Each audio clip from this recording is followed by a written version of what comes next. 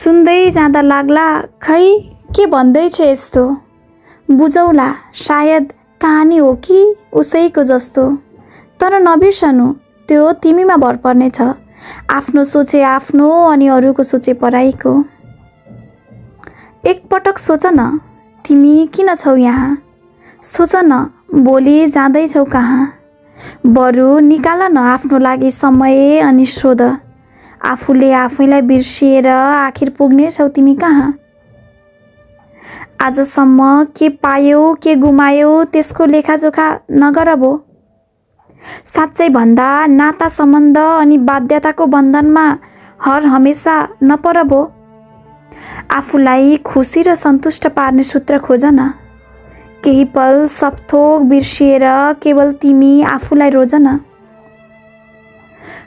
कसैले आहा भन्देलान् र खुसी हुन्छु भन्छौ भने, अनि कसैको डाहाको पात्र बन्दा पलभरमै दङ्ग बन्छौ भने, सम्झिनु तिमीलाई आफैप्रति कुनै विश्वास नै छैन। हो, सम्झिनु तिम्रो जीवनमा कतै मिठो सुवास नै छैन। तिमीले दुख्यो भनि नसक्दा तिम्रो घाउमा नुनचुक छर्न तयार भएर बसेकाहरूको भिडमा छौ तिमी। अनि तिमी आशा गर्छौ तिमी मर्दा यिनीहरूले तिम्रो लागि नुन बारिदिउन्। हो, तिमी आशा गर्छौ तिम्रा सामु जे गरे पनि तिमी मरेपछि स्वर्ग जाने पुल तारिदिउन्। कृतज्ञ बन न यो सुन्दर जीवन पाएकोमा, व्यर्थको कुरामा किन हराउँछौ भन त। एकपटक सब थोक भुलेर यो सुन्दर जीवनको आफै साँची बन त। बरु बनाऊ आफैलाई आफ्नो प्रेमी अनि आफ्नै लागि कविता केर न। बरु सजाऊ आफूलाई श्रृङ्गारले अनि ऐना अगाडि आफ्नै सुन्दर स्वरूप हेर न। बेकारमा नफक्रिनु अरूका लागि, नफुल्नु अरूका लागि अनि नझर्नु अरूका लागि। जीवन तिम्रो हो, यो जीवनलाई आफ्नै माया रूपी अँगालोमा बेर न। तिमी बाँच न खुसी भएर रङ्गीन अर्थपूर्ण जिन्दगी।